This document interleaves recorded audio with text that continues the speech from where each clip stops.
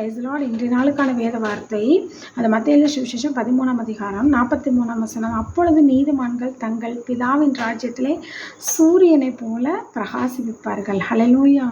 சூரியனை போல பிரகாசிக்கணும். நான் பிரகாசமாக இருக்கணும், நான் அழகாக இருக்கணும், நான் மேன்மை அடையணும், எல்லாரும் நான் வாழ்த்தணும், எல்லாருக்கும் ஆசை இருக்குது. ஆனால் நீதிமானுடைய பாதை நடுப்பகல் வரைக்கும் அதிகமாய் பிரகாசிக்கிற சூரிய பிரகாசம் போல் இருக்கும் அப்படின்னு சொல்லி வசனம் இருக்கு. அப்போது நம்ம யாராக இருக்கணும்? நீதிமானாக இருக்கணும்.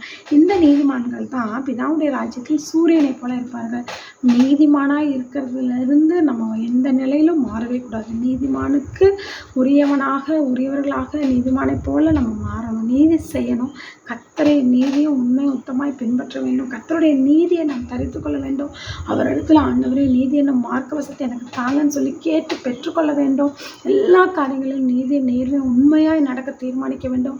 நீதியாய் இருக்கும் பொழுதுக்கு தான் நம்ம நீதிமான்னு ஆண்டவர் என்ன சொல்வார்? அழைப்பார். அது மட்டும் இல்லை, சூரியனை போல பிரகாசமாக வைப்பார். நம்முடைய வாழ்க்கை ஆசீர்வாதமாக இருக்கும். எல்லா இருள்கள் மாறும், பயங்கள் மாறும், திகில்கள் மாறும். கர்த்தர் நம்மை பிரகாசிக்க செய்ய வல்லவராக இருக்கிறார். ஆகவே நீதிமானாய் இருக்க பிரயாசப்படுங்கள், நீதி உள்ளவர்களாக இருங்கள். கர்த்தர் உங்களை ஆசீர்வதிப்பார். ஆமென். God bless you.